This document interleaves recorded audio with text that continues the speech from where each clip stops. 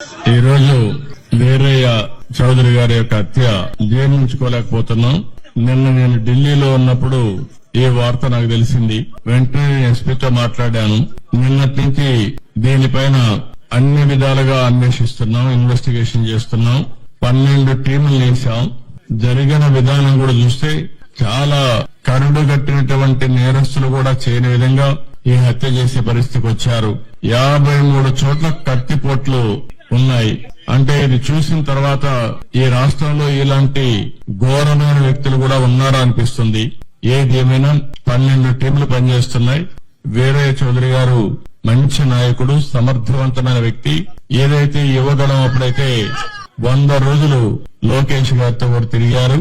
అదే సమయంలో అమరావతి రైతులు పాదయాత్రలో వచ్చేప్పుడు వాళ్ళకి అండగా నిలబడ్డాడు. అంతేకాకుండా పార్టీకి ఒక మంచి నాయకుడిగా, సమర్థవంతమైన వ్యక్తిగా ఇక్కడ పనిచేశాడు. ఈ మండలంలోనే ఒక 10,000 ఓట్ల మెజార్టీ సాధించే పరిస్థితిలో ఉన్నాడంటే ఎంత మంచి నాయకుడు మనం అర్థం చేసుకోవాలి.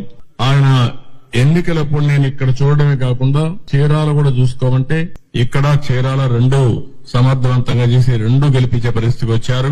అలాంటి మంచి నాయకుడిని రోజు కోల్పోవడం చాలా బాధేస్తుంది. అదే సమయంలో తెలుగుదేశం ప్రభుత్వంలో ఇలాంటి ఘోరాలు జరగడం చాలా జీర్ణించుకోలేకపోతున్నా.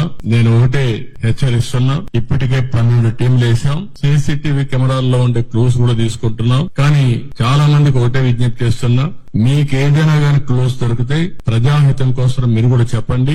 ఈ రోజు కాకపోయినా రేపైనా సరే ఎవరైతే ఇలాంటి తప్పుడు పనులు చేశారో వాళ్ళని పట్టుకోవడం 100% చేస్తాం. అది చేసే వరకు వదిలిపెట్టండి అని చెప్పి ఈ రోజు ఇక్కడ మీ అందరికీ తెలియజేస్తున్నా. కానీ ఒకటే హెచ్చరిక చేస్తున్నా, ఇలాంటి హత్యా రాజకీయాలు చేసే వ్యక్తులకు గాని, హత్యలు చేసే వ్యక్తులకు గాని ఒకటే హెచ్చరిక, ఇలాంటి తప్పుడు పనులు చేసిన మీరు కూడా చివరకు కాలగర్భంలో గడిచిపోతారు. గుర్తు పెట్టుకోమని హెచ్చరిస్తున్నా.